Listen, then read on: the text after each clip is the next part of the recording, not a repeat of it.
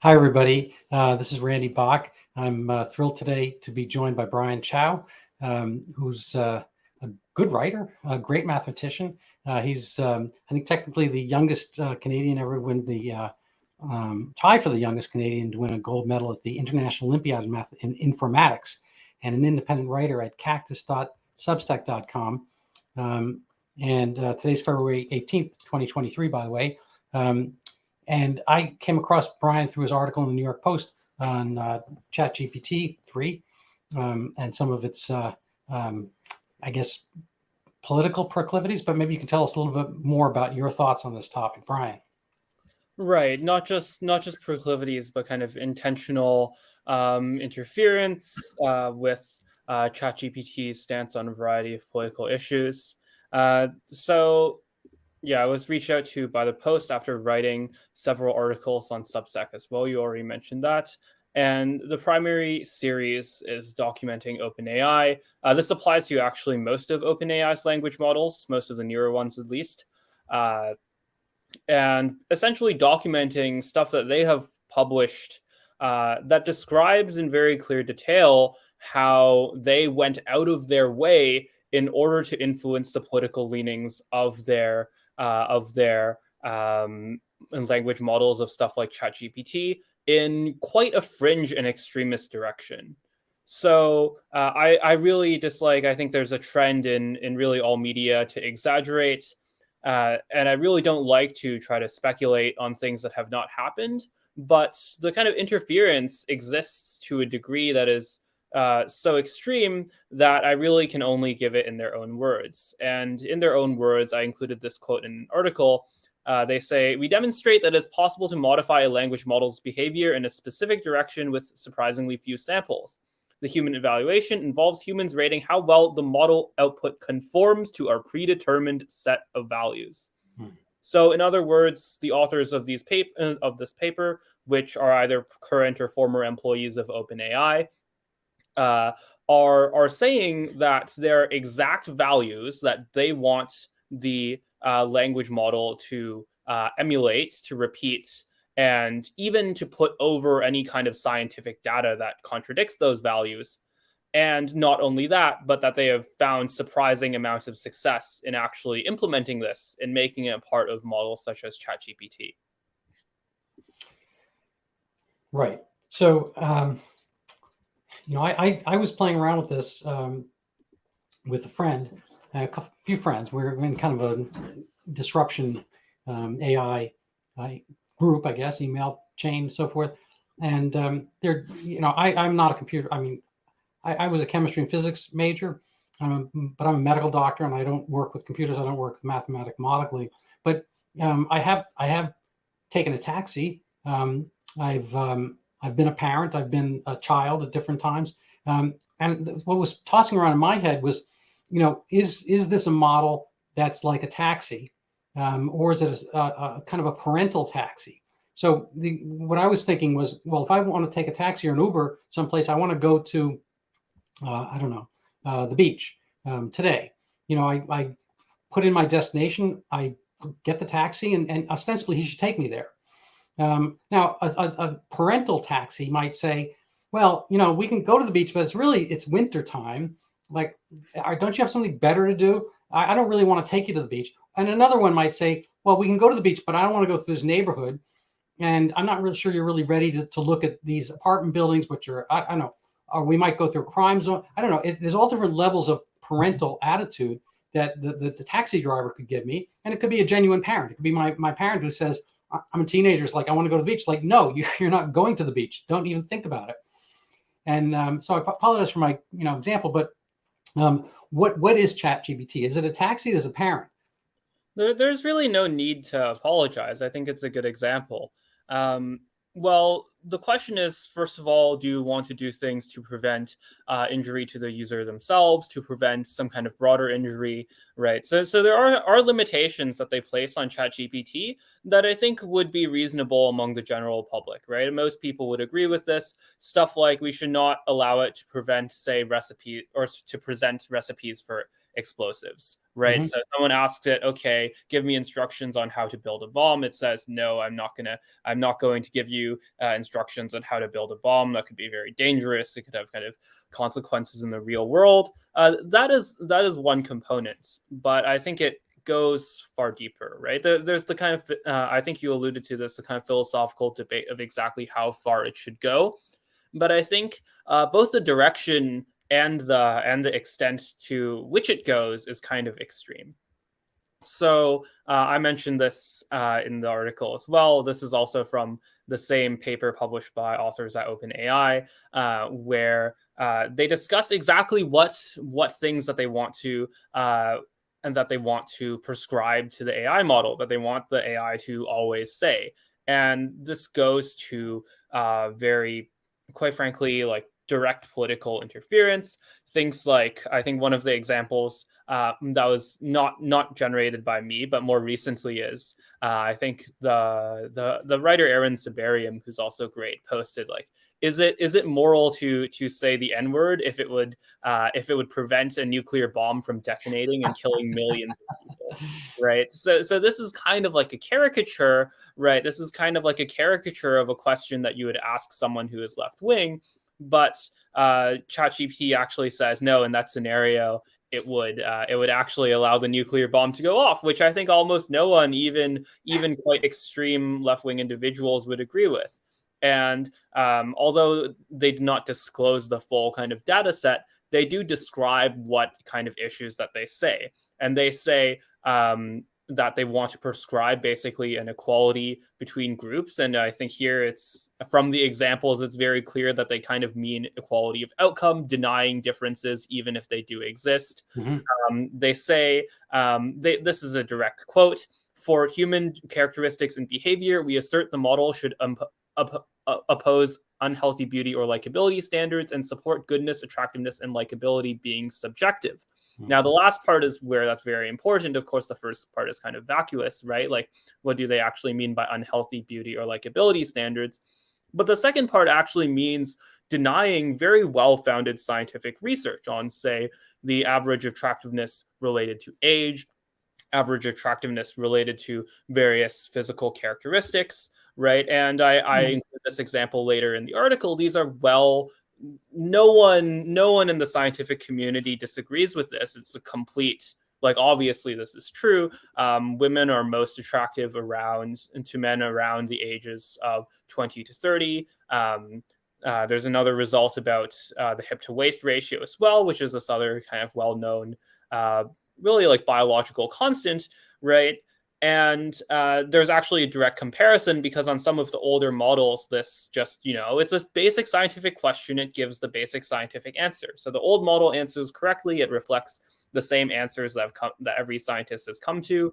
And the newer model just denies this, right? So they put the scientific truth below their kind of ideological bias. So it's not just kind of like, okay, we're just going to give it a kind of political leaning, but it's such an extreme political leaning that they're actually denying kind of basic scientific facts. Yeah, now I saw one of your articles, and I'd like maybe to just also mention PALM, P-A-L-M. I'll tell you what that is. But you were mentioning kind of the embedding of DAN, D-A-N, into ChatGPT. And I don't want to get too far away with these acronyms, so I hope you can explain a little bit. But is there a way of, there used to be a puzzle. Well, if there still is a puzzle, I used to do brain teasers before. I grew up, this may be shocking, but before smartphones and computers. So we had little books of brain teasers and so forth. And one of them, I think pretty much everybody knows about, is you go to the island and half the population is truth tellers, half the population are liars, and they look alike.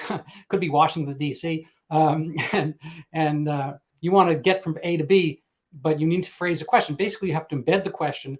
And the answer for everybody who doesn't want to do the puzzle is, if you want to skip over this, you can avoid the spoiler. But the answer is, what would a person not from your group say if I asked him, is this the direction to the castle? And everybody has to phrase it because they know themselves if they're truth or tellers or liars. Anyway, so it becomes a box in the box. Kind of like a gyro mechanism in a sense, kind of a precision guided thing. It's gimbaled away from dealing with the external, it has to give you a true answer in a sense.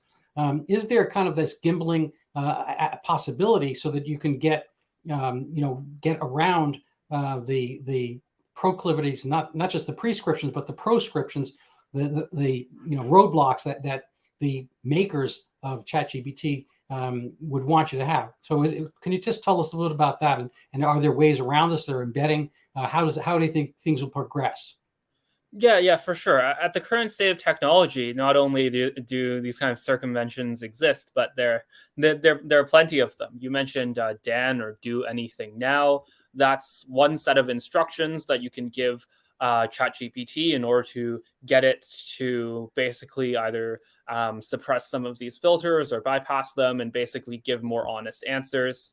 That I think has been somewhat successful in getting it to repeat basically facts that are true, but are kind of ideologically inconvenient, at least to some extremes, right?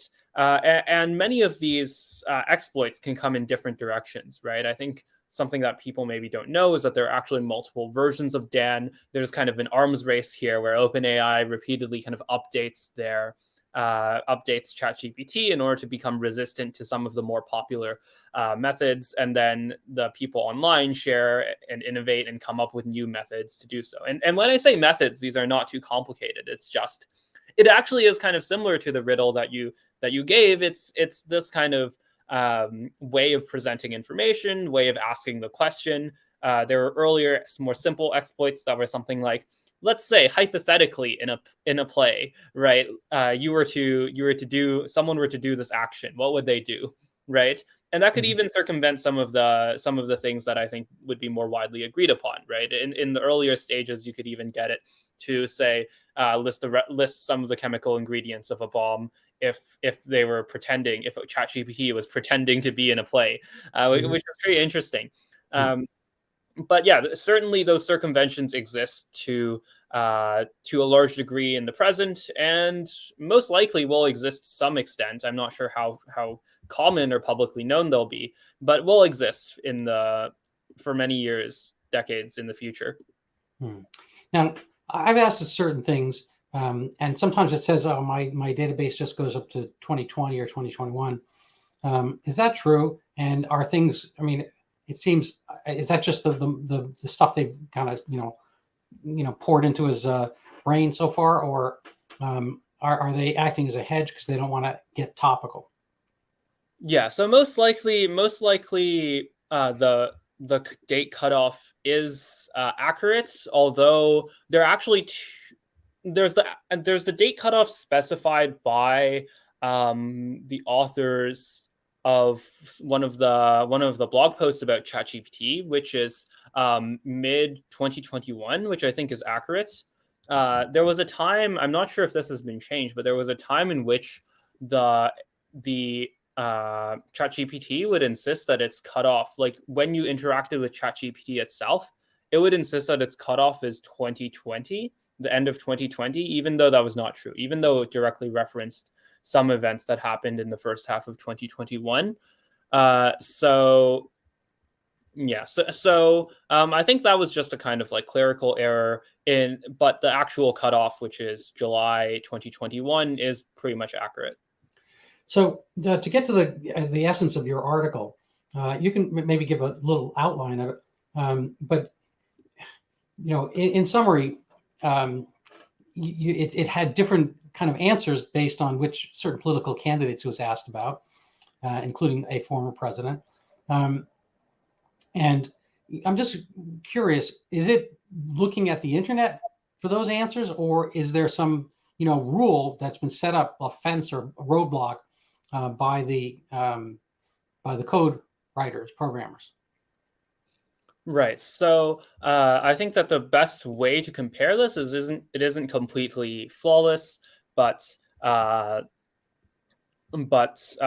definitely kind of allows you to test this kind of question is by comparing it to the older model. So ChatGPT is based off of GPT-3, right, or in the internal kind of labeling of OpenAI's kind of API, DaVinci 3, right? That's just their naming for ChatGPT. It's the same thing, right? or sorry, for GPT-3, not ChatGPT. So ChatGPT is kind of based on that, but it has a bunch of different additional filters applied, including this kind of political bias filter, right? Or well, to increase the political bias in a kind of extreme left-wing direction.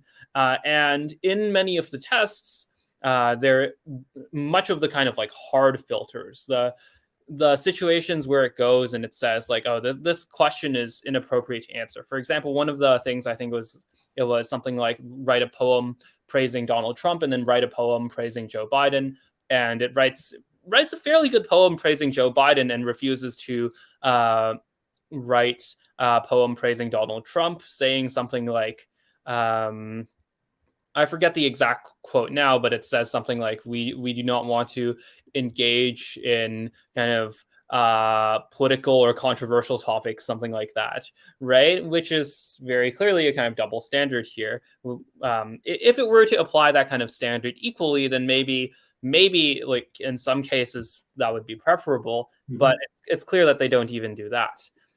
And you can compare this to answer the second part of your question, which is something like, was this kind of intentionally introduced? I think it's guaranteed that it was introduced because the old model did not exhibit this kind of double standard behavior. But I think that the kind of circumstantial evidence, including this paper that I talked about, including several blog posts which OpenAI made, that was clarifying how it essentially, this is actually something, I don't know when this article, or sorry, when this interview will be live, but next Wednesday, which I believe is the 22nd, February 22nd, I'll have an article detailing this post, but that OpenAI, in response to essentially a bunch of quite frankly, political activists, highly partisan political activists, said that it would adopt or at least look at policies to address quote unquote misinformation, right? And in this case, I'm very skeptical that it will address the kind of left-wing misinformation it's introduced into ChatGPT with this kind of filter, but instead censor most likely more either factually true or kind of opinion statements that people have gotten ChatGPT to say. And so it's very likely that this is intentionally introduced, both because this is something that was introduced by some kind of process in between the older model and ChatGPT, and also because, well, they have basically a confession, right? They have a confession saying that they intend to apply a vast variety of ideological filters to ChatGPT and to other language models that they publish. And I mean, if someone tells you who they are, you should believe them. Yeah, I know. It's an amazing irony to me. I have a couple brothers, and one of them's was a journalist, and he worked for major outlets and so forth. I'm not going to go into it. And amongst his brethren and sistren in the journalist field, there were various opportunities. At one point, he was between jobs, and there was an opportunity because he had gone to Columbia and spent a long time there in journalism school and undergrad, and he knew Columbia back and forth. He lived right around campus and so forth. And Mr. Obama was running for president, and he'd spent time at Columbia as an undergrad. And it was pretty much a cipher. Nobody could remember him at all. And fine, I don't care. Maybe he was just below the radar, quiet. I have no idea. And so I said to my brother, this is a good opportunity. You're between jobs right now. You could do a little freelance piece on Mr. Obama's time at Columbia, because you know hundreds of people and knew people going back to that time. And so, he seems like an easy score. And he said, I'm going to leave out the epithets he called me, but basically he says, I would never do that. It's like, why? You're looking for money. Da, da, da. Says, that's not the issue. I would never do that. I would never go against basically the progressive cause. And what if I found something out that would not benefit him? Like, I thought that was reporting. I mean, that's kind of reporting. And he said, yeah, no, you're really missing the point here. That's not what journalism is. Journalism, we are here to push to basically bring the progressive utopia, to make to push the narrative. We are here. We sculpt stories. And he was angry at me, and he was telling you kind of we haven't always had a good relationship, but I think he was clearly passionate about this, and I think he'd learned it along the way in journalism school or wherever. and he went to the top journalism school. But it was just kind of a funny moment. It seems that where am I going with this? There's a lot of filters out there. We're seeing with the Twitter files and so forth that it's not really about reporting stuff. It's a matter of filtering. The newspapers have sins of omission. There are some sins of commission where they do something, they say something, but most of it is that they omit things and they won't cover things.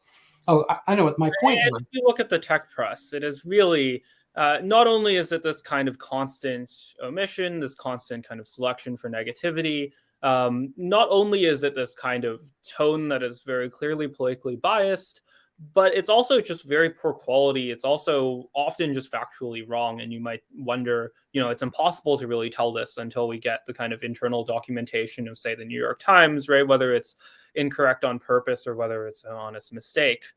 But yeah, I think the clear pattern is that there's sort of a selection away from talent, right? These kind of top schools, there was at least a point in time where you could genuinely say that kind of the clear, centers of technological innovation were coming from these schools. Like this was a point in time, right? Maybe like 60 years ago, there was already starting to be a kind of decline. Maybe more like 80 years ago, this was the case.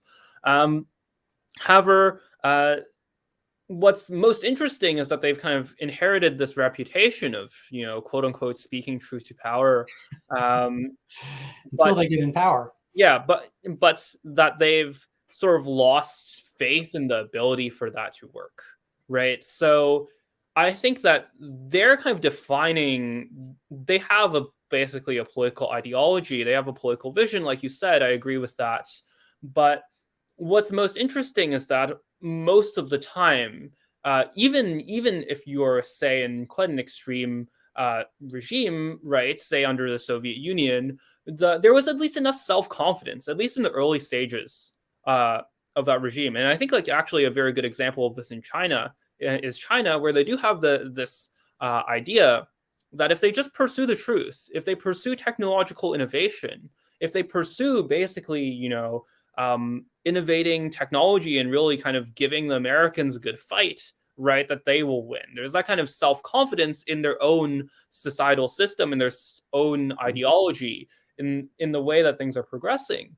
And what is so ironic about like the quote unquote, progressive ideology, right, is that they sort of don't believe in progress at all. They actually believe in exactly the opposite, right? If they allow people to tell the truth, if they allow people to be honest about really an increasingly large number of topics, mostly at this point relating to biology, things like sex differences, but also broadly kind of psychology, social structure, right?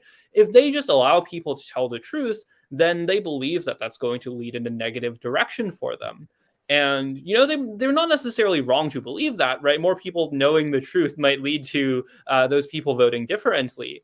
But it is kind of remarkable that they've lost that kind of understanding of journalism, and they've even lost the understanding or they've lost the kind of belief that if more people knew the truth, that they would kind of agree with them politically, right? That's it's all these things, if they ever admitted it, would be an admission against interest. They'll go kicking and screaming saying they're fair, and the New York Times has all the news that's fit to print and so forth. But the one irony about this, you mentioned Soviet and you mentioned CCP, China, is that the news modulators, the news reporters, and so forth, they basically would be putting themselves out of a job if, in fact, the United States or Canada or pick your country turned into the Soviet Union. I don't think journalists really had a place there. There was no independent reporting, and if somebody did, they would go into, the New York Times would go into Pravda, right? That would be their new assigned purpose, right? Like, right. I don't think that that's true. Like, okay. This is just something that's very clear for anyone who has spent time living outside of the United States, or maybe let's say outside of the influence of the United States in the kind of Anglosphere or European or Western Europe. But if you've spent any time in China, or actually not just China, but somewhere like Taiwan or Japan or India, right? Many people there kind of very clearly see, okay, the US very clearly has a ruling regime. That ruling regime is the Democratic Party, academia, the New York Times, most kind of legacy press outlets. Of course, there are exceptions. Entertainment, Hollywood, music. Uh, I don't know. I think internationally, people don't really consider Hollywood as much. They don't even like really think about it in the same context. But like, it's very clear to most people who have not kind of grown up on really what is the kind of civic religion of the United States, that kind of insists that there's kind of the separation of the press. They even insist that there's like separation of like Congress and the executive branch. Like that's especially when it's controlled by the same party, that's increasingly laughable, right? But you do have the scenario where, yeah, I don't have kind of incredibly deep thoughts about it, where it's very clear that people can be fired from the New York Times for having or even just stating politically or stating facts that are true, something like violent riots decrease the support for parties which are seen to be in support of that that behavior, right? That is just a kind of sociological finding, right? Mm-hmm. And of course, in 2020, this was inconvenient to one political party, and you can see which direction that led to firings from the New York Times for. So when you see behavior like this, when you see kind of ideological policing of the staff, I think it really does take. It's exceptional. It's exceptional that people don't see the New York Times as part of the Democratic Party. Not that they, at least from a kind of global viewpoint, right? And you can say that the same thing is true maybe for Fox News and the Republican Party. It's certainly not just one side of the aisle, but in terms of which of these coalitions have much more political and societal power, it's very clear that it's the kind of New York Times, academia, Democratic Party. So that brings up a secondary question. If this language model is looking at, broadly speaking, the internet, it's going to be looking at basically the kind of a left of center canon, body of work, and so it's going to have kind of a secondary effect. Even if it were unbiased in the filtering aspect and looking at everything, it would still say predominantly get the New York Times opinion on a certain matter.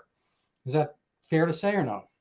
Right. So some people have speculated. Some people have talked about that as one possible influence. From what I've seen, especially comparing the older model to the present, I mean, you kind of get the same thing as with most systems of information, right? You get, in elections, you get the median voter theorem. You get politics, at least somewhat, at least in the short term, being more preferable to people in the center.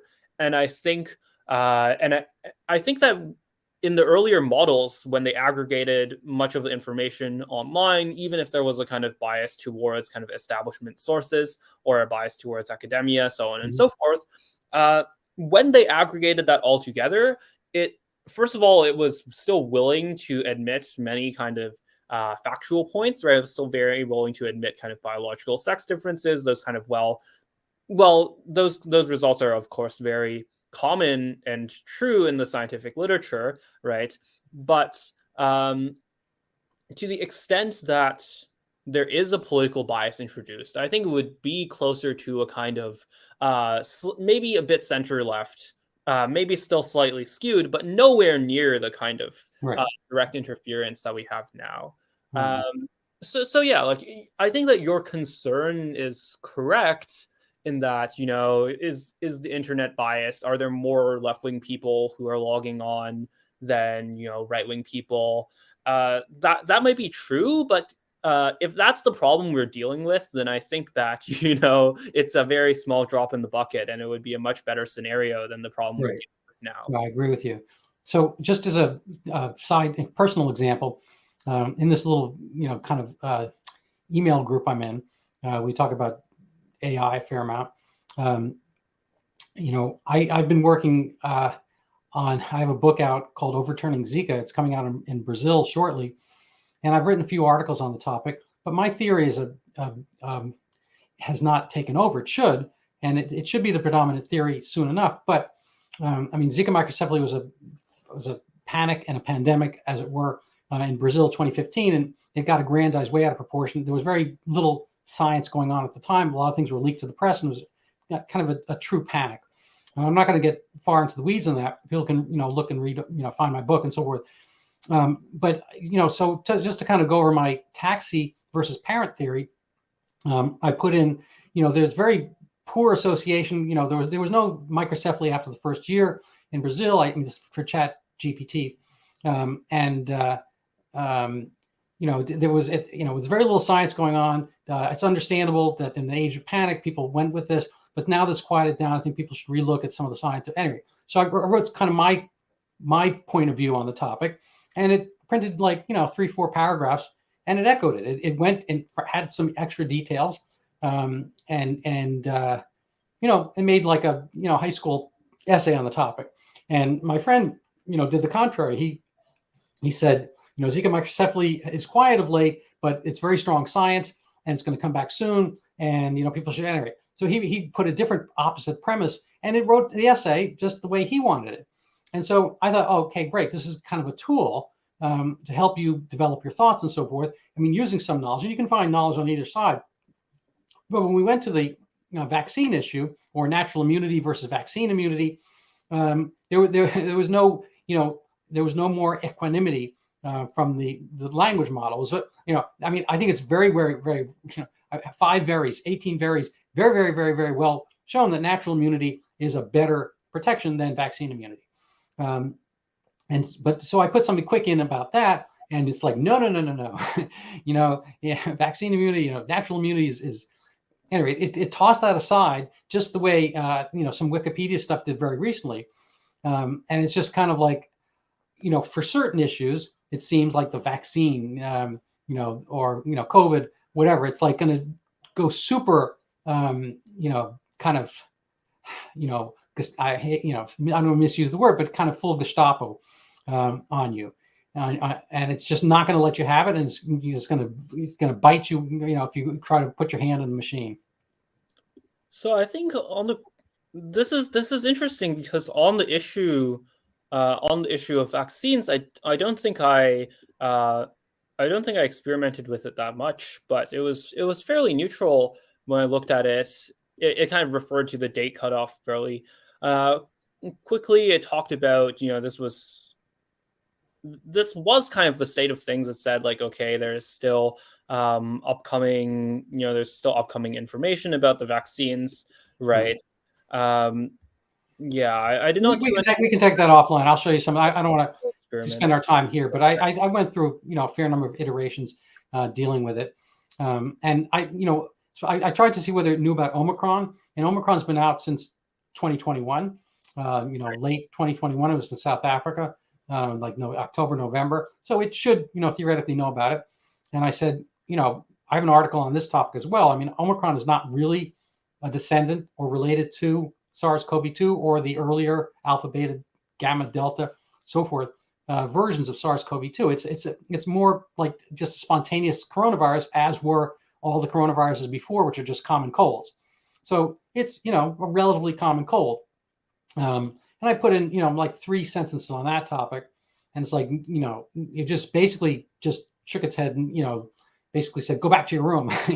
No, it's this SARS, COVID-19 is a serious illness. It's killing millions. It's still a serious illness, still killing people, blah, blah, blah, go away, without that part. But, so it has, firm, seems to me like almost governmental aspects. I mean, I don't know if this should be shocking, based on the Twitter files and so forth. The FBI seems to have had cozy and potentially remunerative for Twitter relationship, looking over things and maybe dictating and so forth. I don't know. I mean, we could segue into that, but I don't know if you have any thoughts on kind of like governmental aspect of ChatGPT. Yeah. So I mean, I actually am somewhat interested in when it comes to like the vaccine issue, right? That as a kind of thought experiment for what OpenAI's or what ChatGPT, any language model's behavior should be, right? Where I think that I am obviously not an expert, but my reading of the kind of literature, there is a kind of case, or like the case for vaccines is definitely, it's definitely much more represented. It's definitely much, and there is, very substantial evidence that people have put together in favor of it. Now, you might have critiques of those papers, but in terms of just summarizing the information that is there, right? If you were just to kind of summarize the information that exists relating to vaccines, I think that you would come up with a kind of like, center but in favor perspective of it. Now, the question is like whether that should extend to basically prohibiting aid in writing kind of essays, generating kind of material, plays, whatever, right, poems, so on and so forth. In opinions that might be contrary, or kind of arguments that might be contrary to what ChatGPT has summarized from what information exists out there, right? Basically saying, like it's most interesting here because it's not just opinion, right? There's actual kind of published evidence in support of this. Whether writing something contrary to the kind of more established case for vaccines, whether that is something that should be allowed. And I think that this case is a much more interesting test because it's one where it's one where the upside is very clear, right? There are a lot of these kind of directions of censorship that I've focused on where it's much more clear, right? The things that I'm much more in opposition to, that this is like the first thing that we need to cut, is where like everything is on side, right? Where it's like it's against the vast majority of something like sex differences, for example, where it's against the vast majority of, or like essentially all of the scientific evidence, right? It's a very minority fringe opinion. Surveys from Pew Research have shown that only kind of 6% of Americans hold the kind of this essentially, extreme social progressive opinion that there are no biological, including that there are no biological sex differences, right? And yet they'll still have censorship in favor of that, or in favor of something similar, like the claims related to attractiveness. I focus on that because it's just clear cut, right? There's no upside, there's no benefit to doing this. There's no kind of, it's very clear that like the majority's interests are being put below, the interests of, I don't even think 6%, right? I don't even think how many. Well, they're hoping to make it 12%, 24%, 48%. They're hoping to make it. That's not going to happen on something like biological sex differences. It's just so clear. Like you don't have to, like people were writing about this. Like Aristotle had writings about this. It was very clear, even without our kind of modern day technology and our advanced statistical methods, you don't need that to recognize, there are differences in physical strength between men and women, right? Or that there's differences in attractiveness based on age. It's like overwhelmingly clear to anyone, quite frankly, who is not in this kind of cult-like environment. Absolutely. Yeah, no, it's craziness. And not only that, but there's actually differences in the way that men are visual for their attractiveness, and women are less visually interested in the guy. I mean, a handsome guy, all things being equal, I think women would go for a handsome guy, fine. But men are far more interested in a beautiful woman, over other characteristics. So, I think a woman is kind of looking more on the security axis, how well a guy is going to be reliable, providing, his finances, his prospects, and all that kind of stuff than a guy is for a woman, which is, whatever, the nature of the world. And, it's just, somewhat hilarious. I mean, we don't have any trouble, looking at, behaviors of sex differences in animals, insects, and so forth. And weirdly enough, humans have the, I think, single largest outwardly cosmetic differences in sex appearance of any species. I mean, if you look at, a guy and a gal horse, and a boy and a girl raccoon, whatever. I mean, I think experts can probably, pick them apart and so forth. But a lot of, dogs, maybe they're slightly different in size. lions have some different manes, whatever. But physiologically, I mean, we have, women, even amongst the primates, like human women have full breasts throughout their, post pubescent life, and most of the other primates don't. I mean, gorillas and monkeys and whatnot, they'll grow breast tissue during lactation, and otherwise kind of they're flat chested and so forth. And so we have the most, guys, human guys are probably the most visually motivated amongst any mammal species I can think of at the top of my head. And so it's weird that we probably have the most sex differences of any of the species around, and so all of a sudden we can't see it or find it or whatever. And it has nothing to do with the opportunities people might have for jobs and so forth based on their sex and all that kind of stuff. Leaving that aside. Wait, I think I read, once again, I'm no expert on this. This is kind of straying away from what I'm most knowledgeable about, but I think I read somewhere, I'm not sure if it was the Joseph Henrich book, The Weirdest People in the World, but I read in some book that there was an evolution, or there was a decrease in there was a decrease in differences in muscle mass, although I'm not sure, and kind of proportion, right, in terms of heights. Certainly relative to kind of non-primates, right? There are definitely many cases where we can think of many much more dimorphic species out there. Mm-hmm. But yeah, I'm not sure if it's all in one direction or it's most likely mixed. That might be the case. You mentioned earlier government interference, and I think this would be a good topic to touch on briefly, although like many things, like you mentioned, the Twitter files, this is not necessarily completely known to the public. But I think that's, my friend Richard Hanania has made the case that many kind of anti-discrimination laws have been weaponized in ways that basically force ideological conformity. There was the one, he wrote this article called Wokeness as Saddam Statues that basically went over this kind of sociological process. The analogy was something like, in any kind of totalitarian regime, you have people essentially going out of their way to make increasingly grandiose gestures towards whatever the kind of ideological ruling force was, right? So with Saddam, you had many people increasingly offering to spend more and more money on statues of him, even though he might have preferred actually that it was spent on like military equipment or something like that.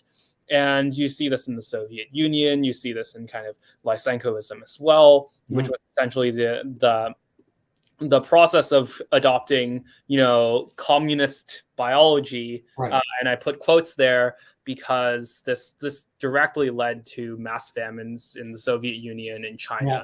No, that's exactly right. No, you have some interesting points there. We're sort of rounding out the hour, so I don't want to take too much of your time, but I will mention that, again, getting to my little favorite topic of late, the Zika microcephaly panic / pandemic. The reason it disappeared is because I think the science is not there. It was there the 1 year, even in northeast Brazil, where it had been, they never saw any more increase in microcephaly at all. They didn't see it in Colombia next door in that earlier year. They haven't seen it anywhere else on Earth since. They tracked Zika to Rajasthan, India, Malaysia, all these other places. They never found any increase in microcephaly. Zika itself is just kind of a mini dengue, and it's not a worry in and of itself. The worry is causing small heads. But as far as the Lysenkoism, it's similar in the sense that before this all started, there was a group of doctors / scientists who were hoping to find a brand new virus in Brazil. So they named their group Chikungunya WhatsApp group. They called it ChickV. The mission actually was their name. And the ChickV was for chikungunya virus.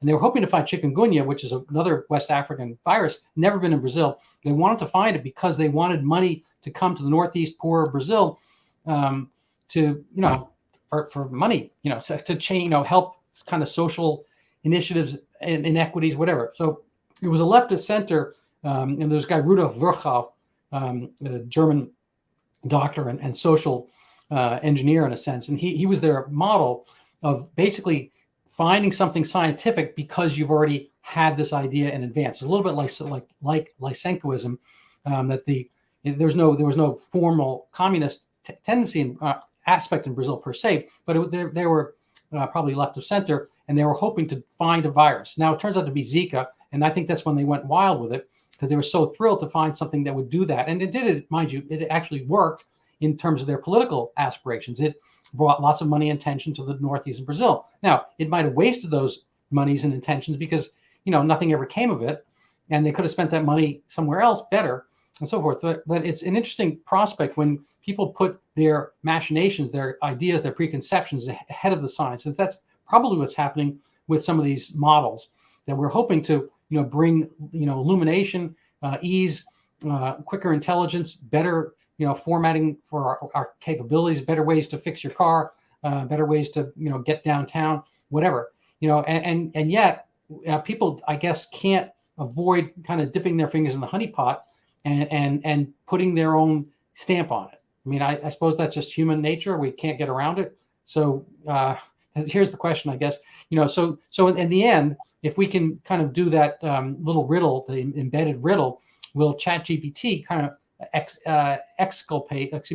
excise the human aspect and try to go to a better, pure narrative, or will we just wind up with kind of a fascist ChatGPT?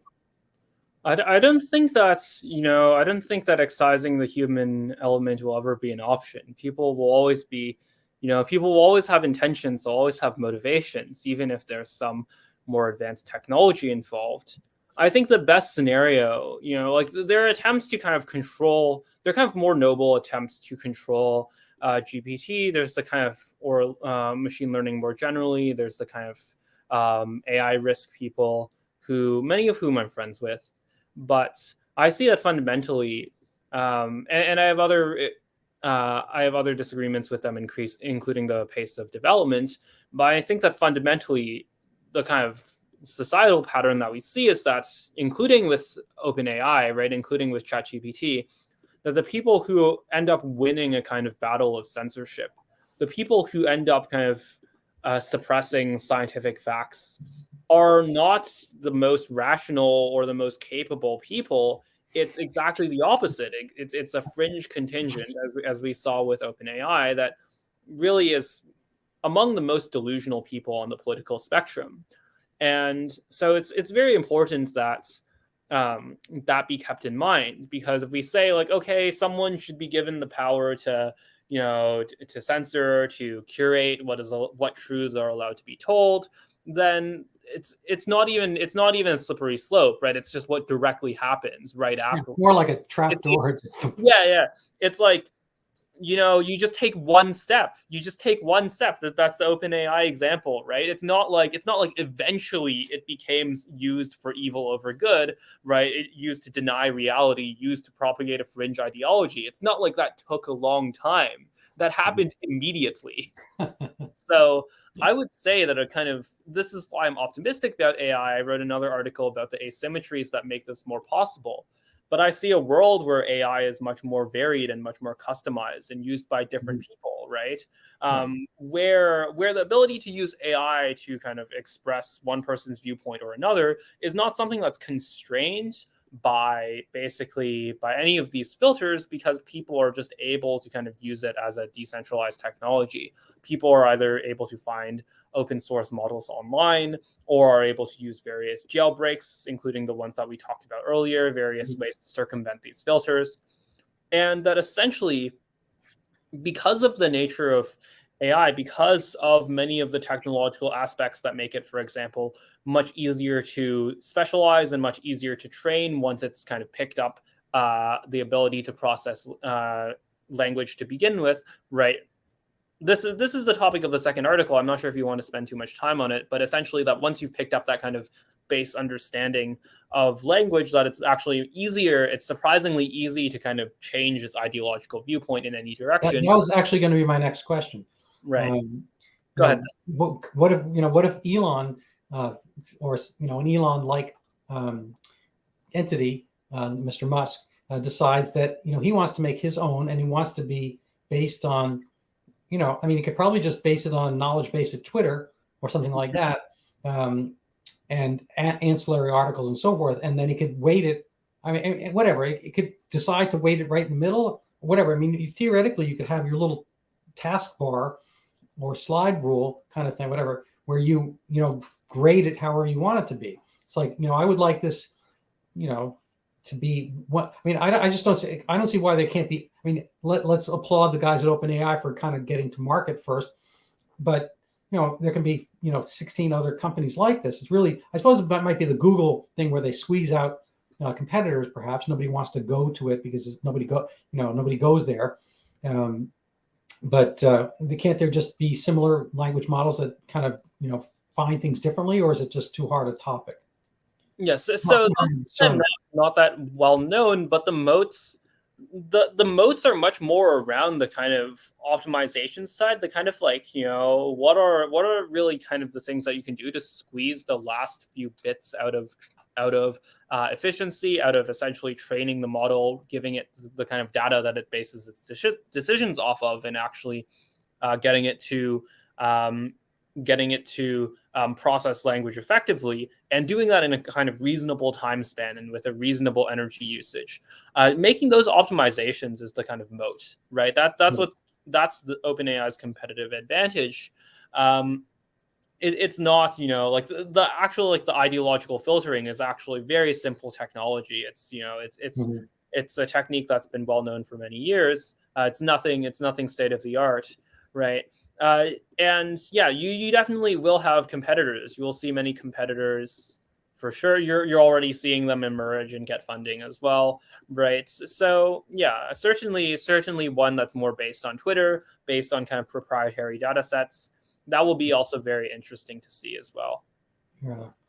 Well, I appreciate your time and frankly your breadth of knowledge, along with your erudition. It's really been awesome.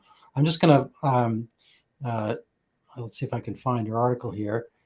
Show people your article if they want to find it.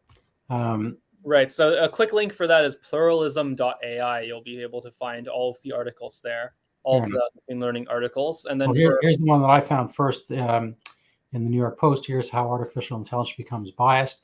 And here's an interview with you in it. But this is your Substack, cactus.substack. This is an article that I was reading just today, why it's easy to brainwash ChatGPT. So this is part 2. I'm going to make a big leap here and say there's a part 1 as well. And I think I found, this is the one I actually really liked, the prompt engineering layer. I got to tell you. There's not part 1. That is a part 1, 2, 3, 4, 5. I don't know. Got it. So you can find all of them. I've made a separate heading of the Substack called the AI Pluralism newsletter. You can find that if you're on the Substack.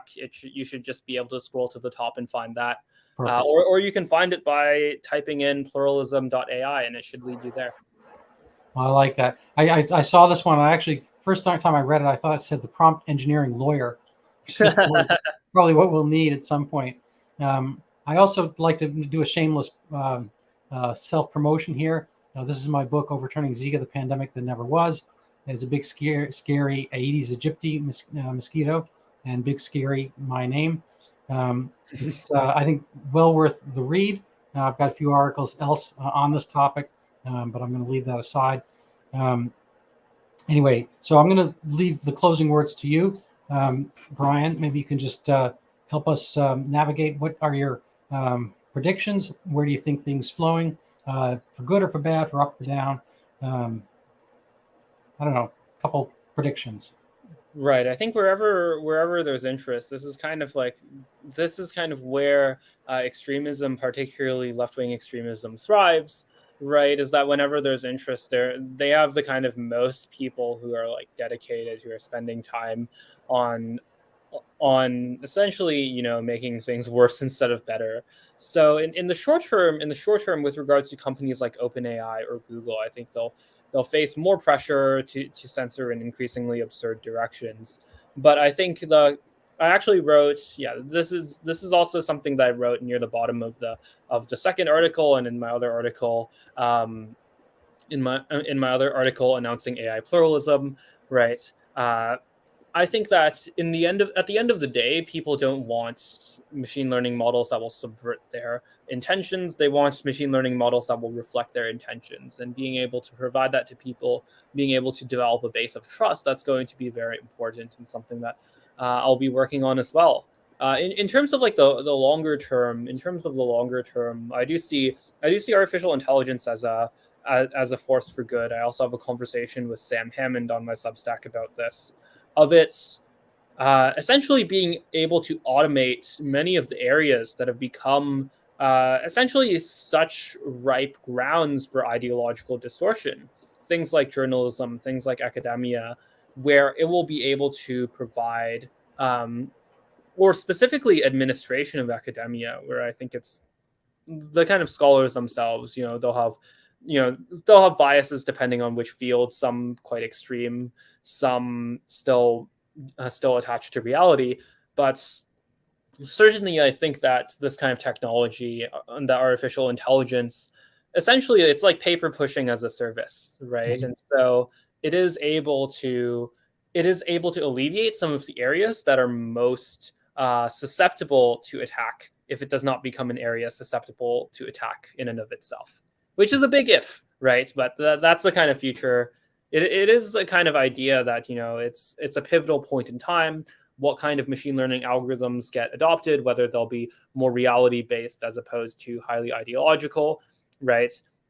Mhm. Yeah, I do think it's a very pivotal moment, but in general, I'm actually quite optimistic for the medium and long term. Well, wonderful, Brian. Well, thank you so much. You can hang on for a minute. I'm going to say goodbye to everybody else. Thank you for listening. Brian Chau, I think if you want to just give us one more hint how to get in touch with you or follow you. Right. So on Twitter, I'm Psychosort, Psychosort. The origin of the name is that David Shore said on a podcast that you can't win elections just by sorting people on a spreadsheet, and I say no. You have to sort people in real life. You have to allocate the people. You have to find the people with the right kind of abilities and the right kind of disposition. That's the origin of the handle, right? And you can find me on cactus.substack.com. And for shortcuts to the podcast from the new.world, shortcut to the AI articles, pluralism.ai. Wonderful.